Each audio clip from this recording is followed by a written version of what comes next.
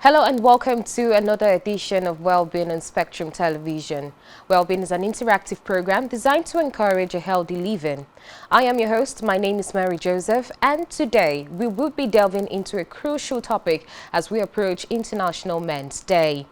This year's International Men's Day carries a powerful theme, which is Zero Male Suicide, which is an opportunity to celebrate men's positive contribution to society and shed light on men's health issues and address discrimination against men.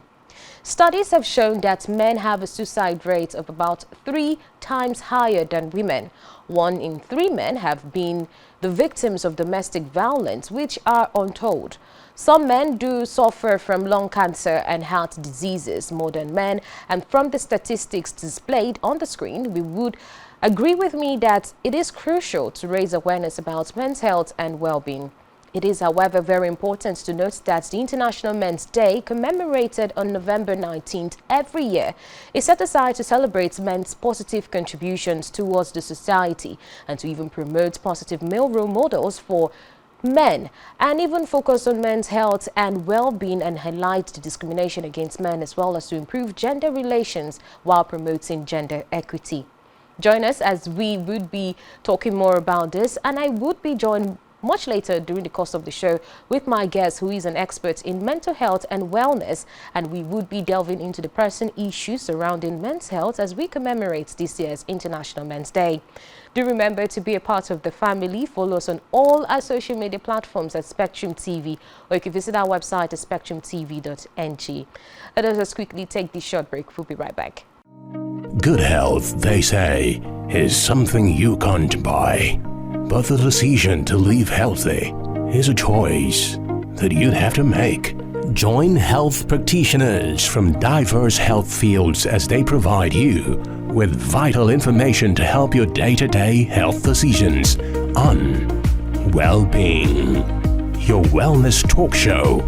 Wellbeing airs every Monday, 7 to 7:30 p.m. only on Spectrum TV.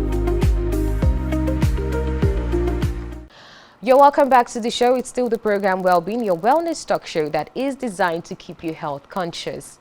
Do remember to follow us on all our social media handles at Spectrum TV, or you can visit our website at spectrumtv.ng to be a part of this family. Before we went on that short break, I introduced the topic of discussion, and today we would be commemorating the International Men's Day, as well as take a very special focus on this year's theme, which is Zero Male Suicide. It is, however, an opportunity to use this period to celebrate the men in our lives, which are our fathers, brothers, husbands, colleagues, friends, and even our family members who actually provide positive contributions to the society and will also shed light on men's health issues and address discrimination against men. Joining us to talk more about this is Mr. Obdi Emmanuel Dumale. He is the team lead, Center for Behavioral Change and Public Enlightenment. It's good to have you join me on the program. Thank you very much, Mary, and thank you for having me. Thank you, everyone, for joining us. All right, so first off, could you elaborate on the importance of International Men's Day and the role it plays in addressing critical men's health issues? Yeah, the International Men's Day is very, very crucial and so important in our lives because you can understand me that the society is like a human organism where we have the women and the men, and we cannot do without a particular sex. Just like the head cannot do without the leg, the society cannot do without the men. So it is important that we celebrate the men, set a day aside for this purpose. And this will enable us to raise awareness, look at critical issues, just like you have introduced, the issue of suicide rate among the men. So it is important. Now, you mentioned something about suicide rate, and why don't we take a look at the figures? Now, statistics shows that 1 in 3 men, which is the suicide rate amongst men, are 3 times higher than that of a woman. Would you agree with these particular statistics? Yeah, I agree with the statistics. And just to look at the statistics, I will look at statistics of suicides on a general basis. And according to the World Health Organization, suicide as of today globally is taking about 800,000 lives. That is approximately 1 million lives on an annual basis globally. And when you look at that rate, about 77% of this rate has to do with male suicides. If you come to Nigeria as a country, it was reported by the World Health Organization in 2016 that 17,000 Nigerians died as a result of suicide. And 42 Nigerians died of suicide between January and June 2019. If you look at this figure, you will also find out that the rate is about 77% of men dying by suicide. Nigeria, as of today, is rated as an epicenter of suicide, with in Africa, no, in the world globally, Nigeria is 15th position on the rate of suicide. And we cannot underestimate the fact that men go through a lot of challenges, a lot of issues. And just like I have said, the male suicide is really on the rise. Between the ages of 45 and 65, people die by suicide, men more than women. And it is really, really something that we have to talk about today. All right, so as we get towards the 16 days activism against gender-based violence, that is the violence against women and young girls, don't you think it's important that we acknowledge the pressing issues that men face? Because according to statistics, 1 in 3 men experience domestic violence, and some of them shy from all of these things. They wouldn't want to come out because of the stigma. How do you think we can actually break the stigma surrounding this issue? Traditional belief and the society where we find ourselves from generation before now has this pressure that is placed on men, and that pressure tends to tell men to man up. You know, if you are a man and you are encouraged to be tough, you are encouraged not to admit, especially when you are going through emotional and mental health challenges as a result of maybe through a woman or other circumstances. We are encouraged just to man up, not to speak up. We are encouraged just to be a man. To be a man means you just have to be strong. And I tell you that this is one of the reasons why we are having the challenges that has to do with male suicide that is on the rise. We are having the challenges of mental health such as depression, anxiety, and stress on the men so much. So the way we can address this issue is to encourage men that whenever they find themselves in a situation that is distressing, a situation that is challenging, when they are having mental health issues, they have to speak up. They have to seek professional support. They have to seek help. They have to talk to someone. They have to devise coping strategies that will help them to become better than they are. So men have to speak up than to man up. Men have to speak up than to man up. That is one of the ways that we can address this particular challenge of male violence, domestic violence upon the men. They All have to right. speak up. So talking about coping strategies now, what initiatives do you believe are crucial in improving overall well-being and addressing health disparities amongst men? Generally, we are in a situation where in the world and in Nigeria, developing countries like Nigeria as it is, we have a lot of health challenges that involve both the men and the women.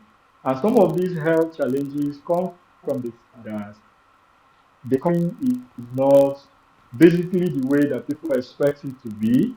There are economic issues, there are financial difficulties, the rate of inflation is high. And in Nigeria in particular, we have the issue of medical facilities not at where we expect them to be. Then we also have the issue of men indulging in drug abuse and substance abuse. So one of the ways we can improve the health of men is to improve the economic condition for men. You know, men are breadwinners of their families. From the part of the world where we come from, men are expected to provide for their families. And when a man is unable to provide for his family, he becomes depressed, he becomes anxious and unstable even in health. So one of the ways we can help men to live healthy, have stability in their mental health is to see how we can improve their economic condition. Then for the man himself, one of the ways he can help his own health, we found out that as of today, yes, that is to say, 7 men to 4 abusing a particular substance. It could be alcohol, it could be cannabis, and other substances. So one of the ways men can live healthy is to stop indulging in substances that are detrimental to their health. All right. So, considering these challenges discussed, what role can positive male role models play in shaping a healthier future for young men? We're talking about intergenerational dialogue right now. What role do you think men can play in shaping the minds of young boys who are upcoming? Yeah, this is one interesting area of life that is something that we have to look at as a society, and it is from individuals, from families, before we talk about the communities where we belong to. You know, as fathers and mothers in families, we are the first role model for our children. And we all understand what is good for our children, what is good for the society. And if we understand what is good for our children and what is good for the society, we have to be an example. For example, you may not want your child to end up becoming a nonentity to society, maybe join cults or end up abusing drugs and is becoming a challenge to society. So as a father, what do?